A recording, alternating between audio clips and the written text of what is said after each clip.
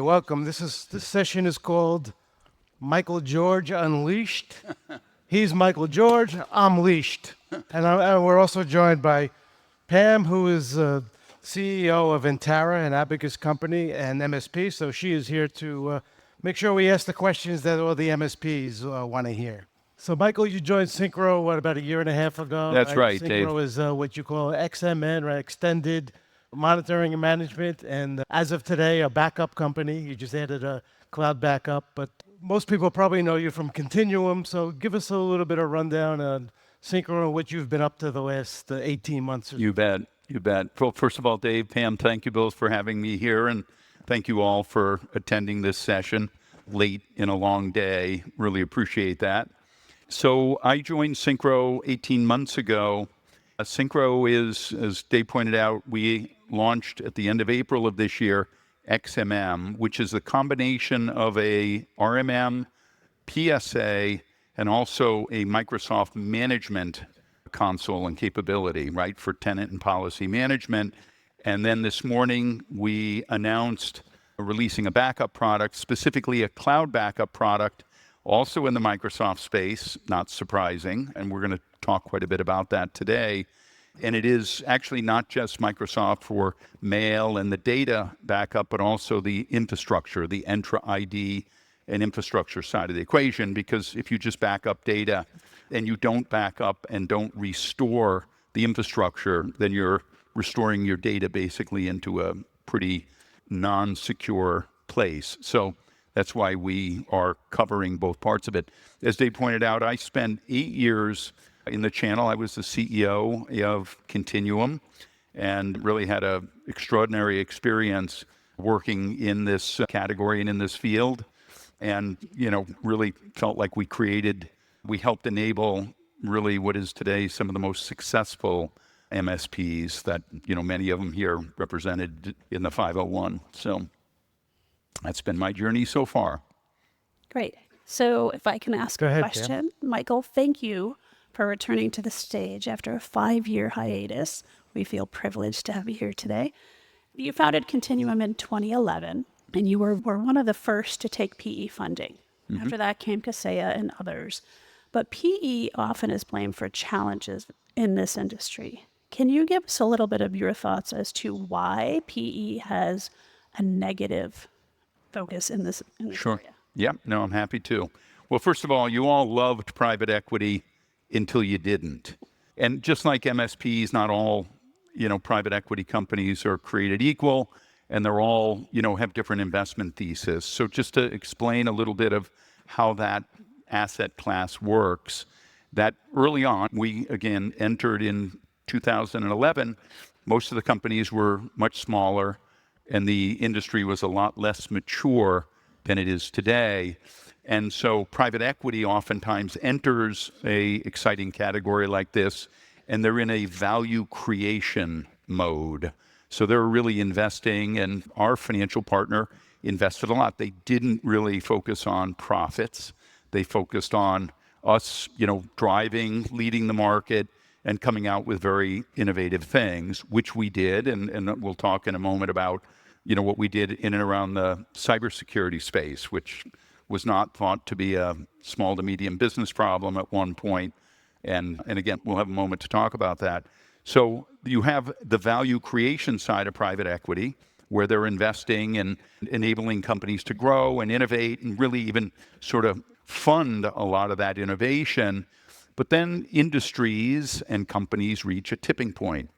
And when they get on the other side of that, when they build size and scale, then you have private equity companies' investment thesis that are around value extraction. And this industry, since 2020, has been in the value extraction side of the equation.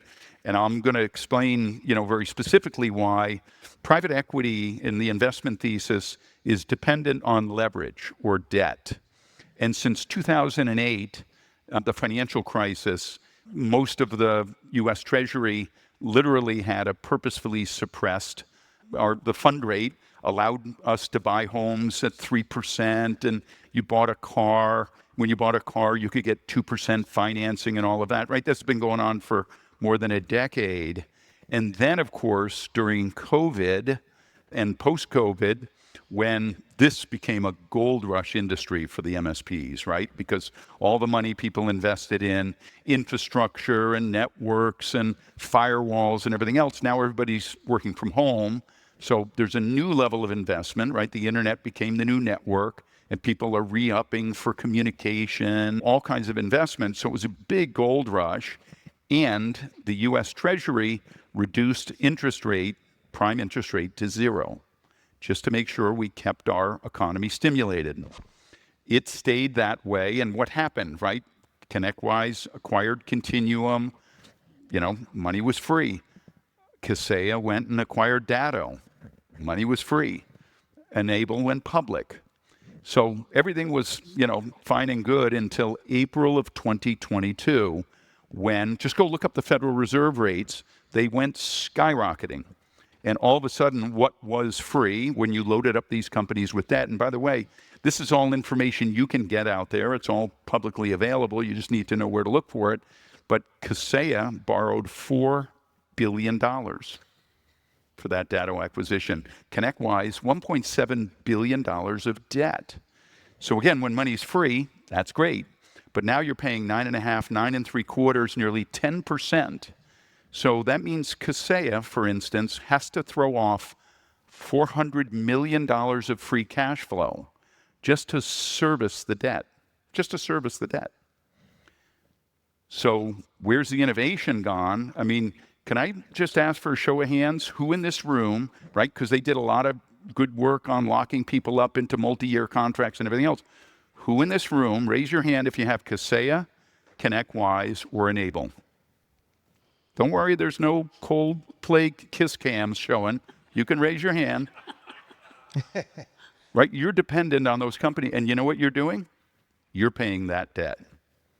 You're servicing that debt. That's what you're doing.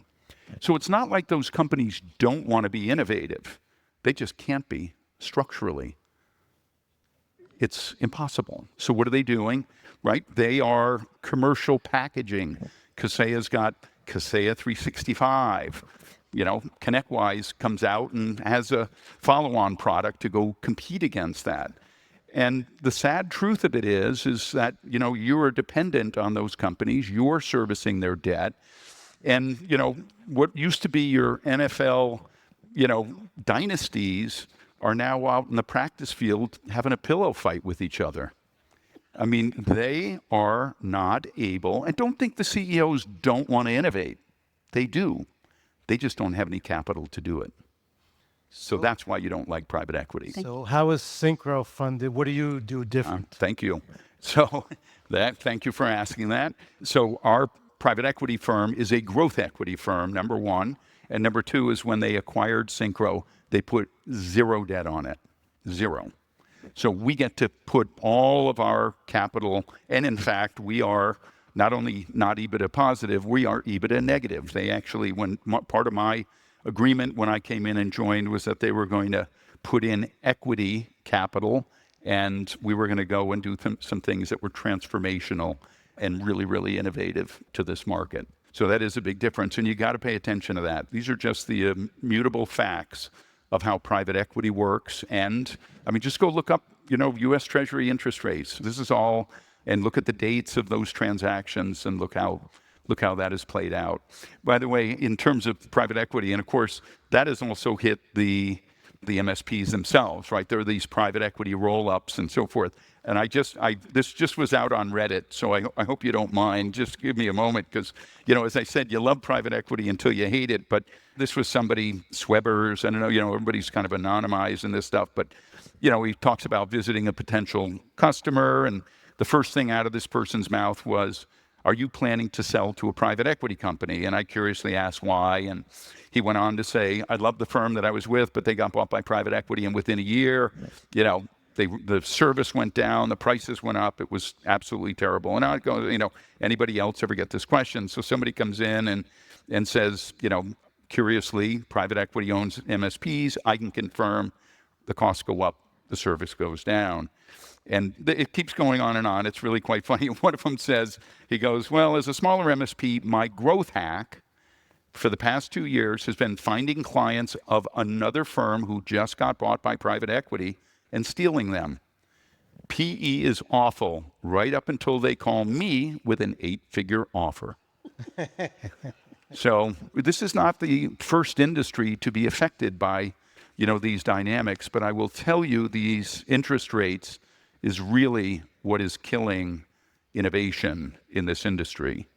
So it isn't private equity by desire or by intent, but it is these companies do not have, the capital and the wherewithal, to integrate the acquisitions they made and to provide new and better innovation. And so this industry is ripe for a next generation platform.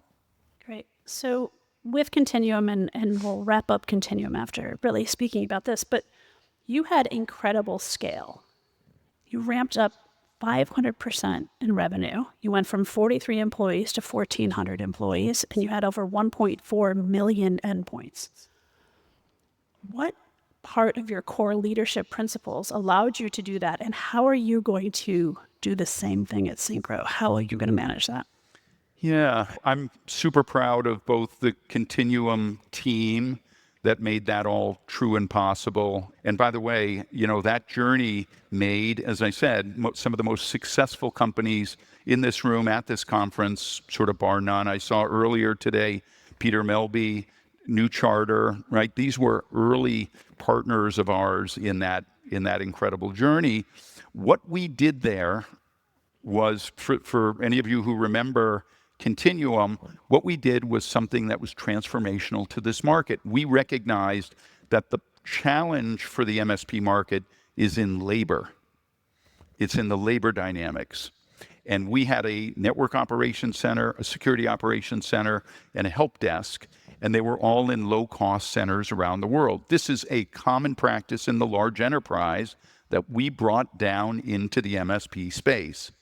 We had a vision for that many people, dismissed it. They thought, I'm never going to turn my customers over to this company that's got people in India and the Philippines and all of that stuff.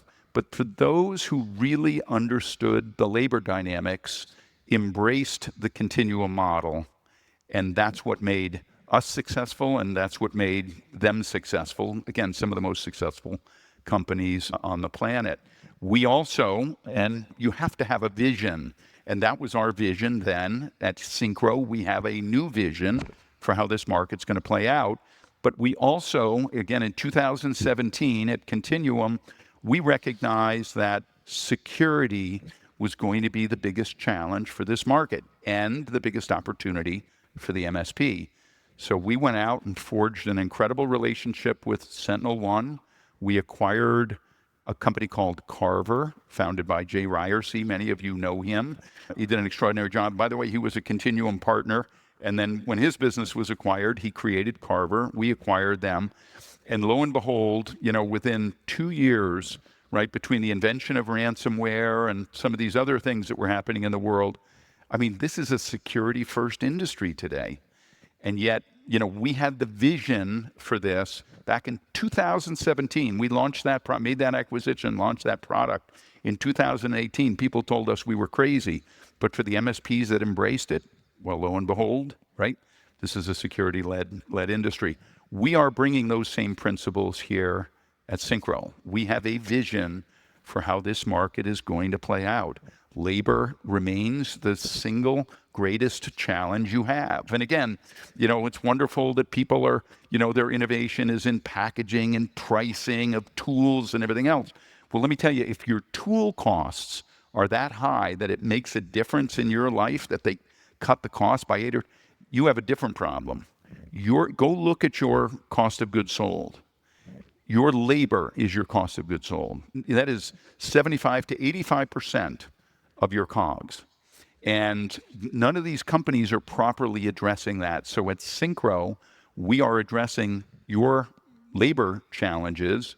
And, I'm happy to, go into it. We're here exhibiting, but it's all around leveraging Microsoft and the services, by the way, that you're already paying for in your Microsoft licenses, but in the same way that outsourcing was not accessible to the small to medium business market, Microsoft's an enterprise company, and they're building those tools for the enterprise market.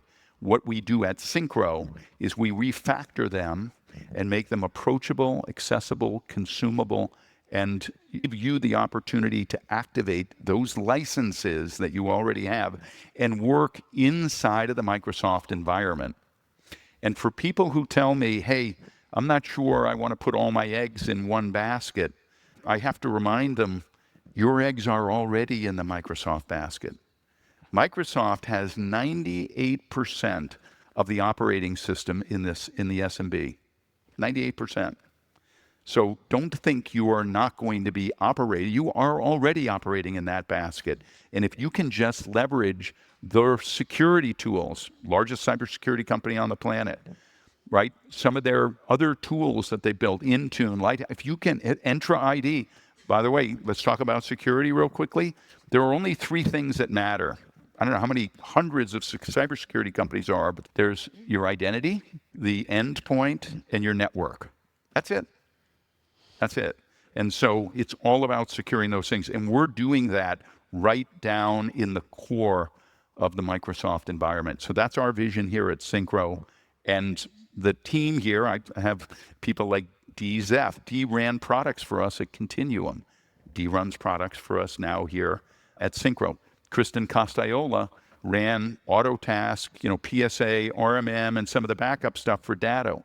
She is our chief technology officer here. These are people that know a thing or two about this market, and we are going to transform this industry. So you talk about, obviously, Microsoft dominates the operating system in this level, but you came out with the backup, you're expanding into backup. I asked you last week, a lot of people are using Google productivity apps, right? Google Docs. You said, no, I have no plans. We're just sticking with Microsoft. Do you worry that you're maybe leaving some customers out or leaving some money on the table? You just need to focus. There's a great story about Bill Gates and Warren Buffett being at Bill Gates' home. And Bill Gates' mother, this is 20 odd years ago, Bill Gates' mother approached Buffett separately and said, what do you attribute your success to?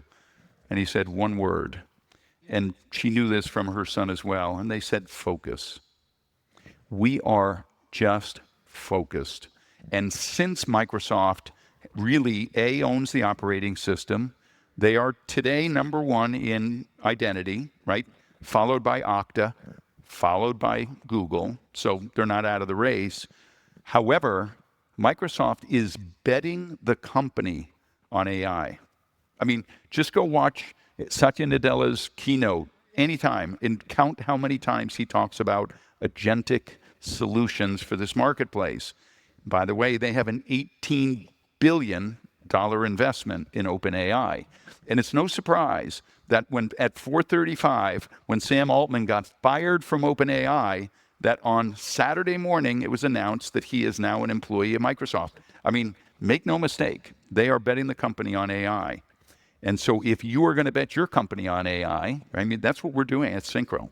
We are betting our company on Microsoft, really owning, principally the primary corners of the ITSM for the managed service provider by leveraging some of their core solutions that they make available. And we believe that AI will be transformative to this industry. And so we're betting our company on those two factors. And, can we hedge our bet? Sure. But, and is Google productivity a part of the equation? Absolutely. But we're betting our technology stack and helping our partners leverage these core benefits right in the Microsoft suite. I think that's a very interesting segue into vendors. And just a question for you. I think vendors try to influence strategy and tech stack with MSPs. How do you think MSPs are misdirected by vendors?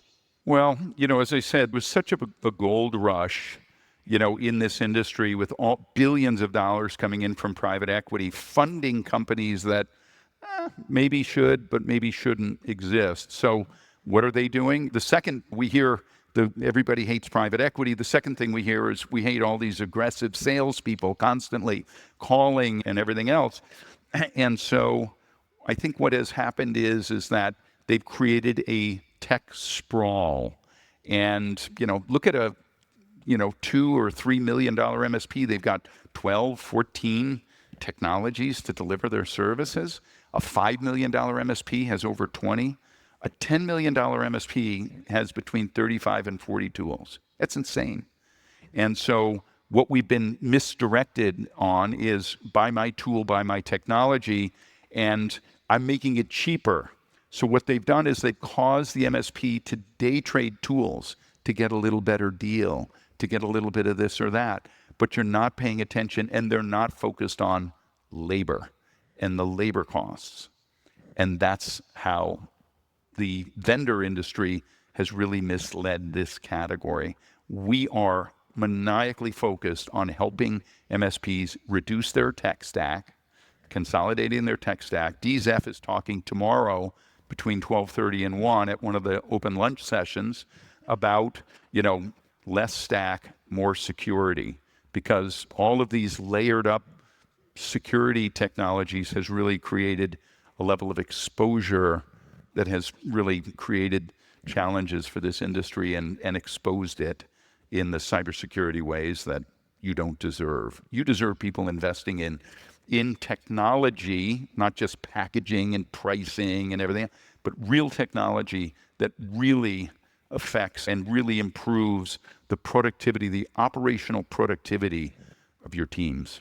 So you spoke about Microsoft's going all in on AI, their investments in AI. What about Syncro? What do you see Syncro's role, and what's the role MSPs you see them playing with their customers around AI? Sure. I mean, first of all, AI has been around for a long time. Everybody knows, and everybody knows how and why, it's become really so important to this industry.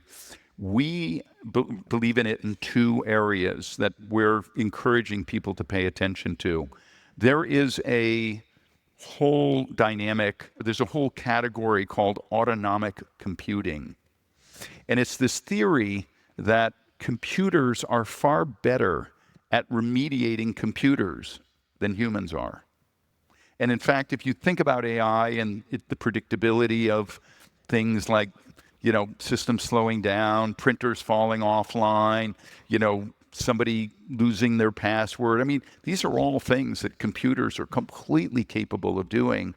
So we are focused on delivering a level of autonomic computing to the industry that takes essentially our goal is by the end of 2026 to have 30% of the work that an MSP does today, a level 1 or a level 2 tech does today, all autonomically basically eliminated from the system, proactively, preemptively, using AI and automation, all the fact pattern. I mean, it is all there. And so that's at that level. But the new opportunity, as well as, getting that kind of economics and optimization, is on the other side of the equation. And that is this idea that, and we've been talking about being a trusted partner, to our customers for the last 15 years. What an opportunity it is to bring agentic solutions, go be that trusted partner, that solution provider to your small, insurance company, financial services company, healthcare company, whatever vertical you might be serving, to go bring in, and you don't have to have all the answers, but go bring in a sample, an example of a solution that's built with Copilot and say, let me just show you something and to see if this is beneficial or useful for you. MSPs are really good problem solvers. Are we really good at understanding the law practice or the financial? No. But are we really, really good at solving problems? The answer is yes. And so we have the ability, just get our heads around going in and sharing an example to somebody and let them say, I want that. Or let them say, boy, if you can do that, can you do this? And MSPs are really good problem solvers. And the answer is going to be, well, let's see. Because the language, and you don't have to be this brilliant coding company. Do you know what the language is, from Copilot? English. I mean, you can use prompt engineering, to solve a lot of these problems. So I think this is a new opportunity for MSPs to really become truly lined with the businesses, because you're now solving problems inside of their business function with business applications and solutions. So again, autonomic, at the baseline, and then this idea of solutions for their businesses and their line of business. And that is where we're taking our customer base to. Right. So in the session title, we talked about megatrends. And there's a lot of MSPs in the room that I'm sure would love to hear your take on what are the biggest megatrends in the MSP industry. Sure. Well, again, the panel that was just up moments ago talked about AI. I just talked about it, and that is clearly, a mega trend. And I've read everything from, people talking about a autonomous MSP. I think that's aspirational. I think it's interesting, but people still want a trusted human being, as their partner. If you look up in the enterprise, are CEOs of 2,000-person law firms firing their internal IT department and hiring autonomous provider? The answer is no. And the same will be true in the MSP space, right? You get to be that solution provider at this level. Again, getting some level of autonomic computing at the baseline is a mega trend. And we're not the only ones driving for that, but we will be and have been delivering some of those solutions in the market already. So again, AI is a mega trend. Pay attention. Let people like us, we're well funded. We can experiment. We're very, very closely aligned with Microsoft. We work closely with Microsoft in their innovation labs, et cetera. We know we work with Copilot, all of these things. So we'll bring it to the market in very usable, consumable ways. So that's number one. Number two, again, in terms of a mega trend, if you will, is pay attention to your labor costs and forget about day trading tools to save a little money here or a little money there. It costs you so much to have your technicians move operationally from one system to the next system and then relearning a new system because you got, a 20% deal for signing up. I mean, it's crazy. Get out of that. Get off that treadmill and focus on those things that will very intentionally reduce your labor costs inside your operation. Doesn't mean fire everybody. It means get rid of all that low-level autonomic, elements and repurpose people to being problem solvers, again, in the agentic way. And the third area, megatrend for sure, is in the same way. And you mentioned, Dave, what about Google and can we dismiss them? Well, they've got something, they're going after the AI space too. There's no doubt about that. And I'm encouraging everybody, this whole movement around, look at CIPP, who we're really well partnered up with, this whole movement about enabling Microsoft and its core elements, things that you're already paying for in your licensing today, or you're maybe just a skip away from it. Pay attention to Microsoft. They are on a mission to enable you, with the ITSM, but also to have you deliver agentic solutions that are built in Copilot to the small to medium business market. Very good. Well, thanks. It looks like we're out of time, so let's give it up for Mike. Great. And for Pam. Dave, Pam, thank you. Thank you. Thanks, everybody.